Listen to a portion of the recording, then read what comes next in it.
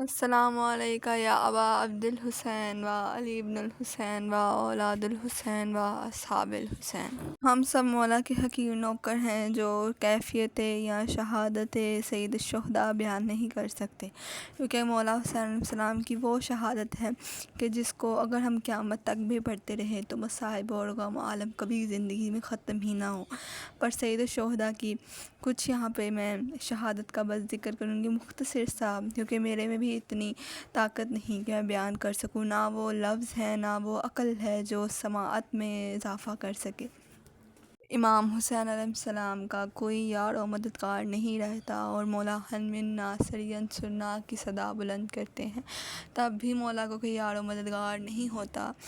بس میں نے اس میں سے کافی چیزیں چھوڑ دی چکی ہیں اور مولا کی وداع بھی میں نے یہاں ذکر نہیں کی، بس کچھ مختصر میں یہاں پڑھوں گی۔ اور مولا فوج اشقیاء پہ زبردست حملہ کرتے ہیں، کیونکہ علی کے بیٹے ہیں، رسول کے نواسے اور بیٹے ہیں، اور کیسے جلالت نہ ہو امام میں۔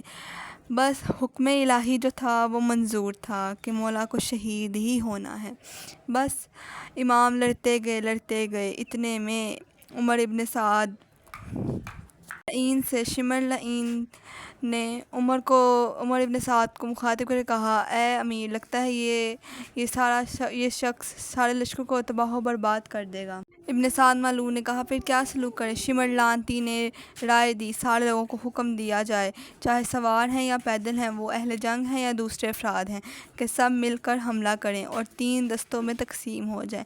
جو جنگ والے حضرات ہیں وہ تلواروں اور نیزوں سے حملہ کریں، اور جو تیر انداز ہیں وہ تیر برسائیں، اور جو بازی اور تاجر قسم کے لوگ ہیں وہ آگ میں جلتی لکڑیاں لے کر پھینکیں۔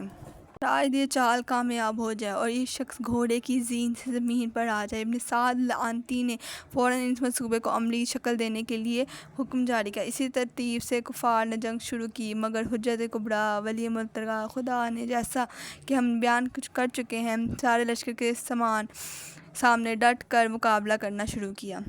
ان کی کثیر تعداد کو واصل جہنم کیا، باقی بچ جانے والوں کو بھگانے پر مجبور کیا۔ سید الشہداء چند لمحے آرام کرنا چاہتے تھے کہ ایک بڑا پتھر آپ کی پیشانی مبارک پر آ کر لگا، جس سے پیشانی میں زخم ہوا اور خون بہنے لگا۔ آپ نے اپنی قمیص کے کنارے سے جب خون صاف کرنا چاہا تو ایک 3 شعبہ تیر جو مسمور تھا آ کر آپ کی سینہ اقدس پر لگا۔ پھر آپ نے آسمان کی طرف منہ کیا اور فرمایا، اے میرے پروردگار، تو جانتا ہے یہ قوم اس مرد کے قتل کے در پر ہے جس کے علاوہ کوئی فرزند رسول نہیں۔ آپ نے ہاتھ بڑھا کر اس تیر کو پشت مبارک کی طرف سے کھینچ کر نکالا، خون فوارے کی مانند نکلنا شروع ہو گیا۔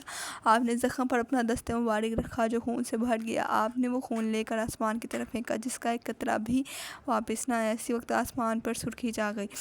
آپ نے پھر اپنا خون اپنی مٹھی میں بھرا، جس سے اپنے سر اور نورانی محاسن کو خضاب کیا، اور فرمایا، میں اس حالت میں اپنے نانا رسول خدا سے ملاقات کروں گا کہ میں اپنے ہی خون سے خضاب کیے ہوئے ہوں گا، اس طرح میں اپنے اوپر ہونے والے مظالم کی خبر دوں گا۔ اس دوران میں آپ پر شدید ضعیفی طاری ہوئی، آپ نے جنگ سے ہاتھ کھینچ لیا۔ آپ 1 منٹ آرام کرنا چاہ رہے تھے کہ اچانک مالک بن بشیر لعین آیا، جس نے آپ کو نازیبا کلمات کہے اور آپ کے سر اقدس پر تلوار ماری۔ اس وقت آپ کے سر اقدس سے خون جاری ہونا شروع ہوا۔ آپ نے ظالم سے فرمایا، اے ظالم، تو اس ہاتھ سے نہ کھا سکو گے نہ پی سکو گے۔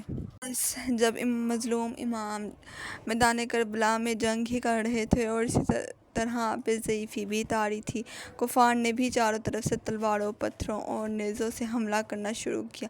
نیز آگ برسائی جا رہی تھی۔ اچانک سہل بن وہاب لعنتی نے آپ کے پہلو مبارک پر اس قدر زور سے نیزہ مارا۔ اسی وقت خلی بن یزید لعنتی نے تیر مارا جو آپ کے سینہ اقدس کی طرف لگا۔ عین اسی جگہ زرع بن شریک لعنتی نے تلوار ماری۔ بس آپ کے بدن اطہر پر لگنے والی تلواروں، تیروں اور نیزوں کے زخم سبب بنے کہ حجت کبریٰ اور ولی مطلق کے خدائے پشت ذوالجناب سے زمین کربلا پر آنا پڑا۔ زینب سلام اللہ علیہا نے جب یہ حالت دیکھی تو خیمے سے باہر تشریف لائی اور فرمایا، اے میرے بھائی، اے میرے سردار، اے خاندان پیغمبر، کاش آسمان زمین پر گر جاتا، اے کاش پہاڑ اپنی جگہ چھوڑ دیتے اور آسمان تقسیم ہو جاتا۔ بس اسی طرح امام نے سجدہ تعریفی ادا کیا۔ بس اس سجدے کے بعد آپ کو چاروں طرف سے گھیر لیا گیا اور شدید ظلم ڈھایا گیا۔ حالت خسار میں تھے اور آپ کی پیشانی پر موت کے پسینے موجود تھے، مگر آپ کے ہاتھ پاؤں ہل رہے تھے۔ آپ اپنے مبارک ہاتھوں کو دائیں بائیں حرکت دے رہے تھے۔ آپ کی نگاہیں برابر خیام پر طرف لگی ہوئی تھیں جو مستورات اور بچوں کی جستجو میں تھیں اور انہیں دیکھ رہی تھیں۔ کم سے کم بھی 40 ملعونوں نے کوشش کی کہ کسی طرح یہ سر مبارک اتار دیا جائے، پر کسی میں ہمت نہ ہو سکی۔ بس شمر ملعون نواسہ رسول امام مظلوم اور کے سینہ انور پر سوار ہو گیا، جو سینہ علوم ربانی کا خزینہ اور اسرار ملکوتی کا مضمون تھا۔ وہ جگہ تھی جہاں پہ رسول خدا بوسے دیا کرتے تھے۔ وقت آخر شہادت امام آیا۔ جب وہ ملعون آپ کا سر تن سے جدا کرنا چاہتا تو آپ نے حرکت کرنا چھوڑ دی۔ آپ کے سانس لینا یہ بہت مشکل ہو گیا۔ واہ مصیبت، واہ غریب الغربا امام حسین، سلام ہو اس مظلوم امام پر جس کو سب نے مل مل کر کرب و بلا میں مارا اور بخشا ہی نہیں، اور اس کی آل اولاد پر اتنے ظلم و ستم کیے اور مستورات کو بھی نہیں بخشا۔ صاف ظاہر کروا دیا کہ بغض علی کا نتیجہ کیا ہوا۔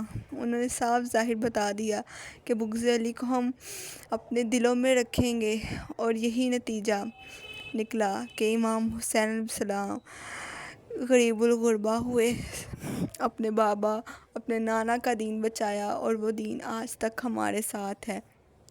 میں نے سب کچھ چھوڑ دیا، نہ ہی پاک بی کا اپنے بھائی کی لاش پہ آنا پڑھا، اور نہ ہی وہ پڑھا کہ کس طرح مکالمہ ہوا تھا مولا کا شمر سے، اور آخری لمحات میں مولا کیا کیا فرما رہے تھے اور کیا وصیتیں کی تھی۔ میں نے کچھ بھی نہیں پڑھا، میں نے تمام کر دیا۔ بس میرے میں بھی ہمت نہیں، نہ طاقت کہ میں بیان کر سکوں۔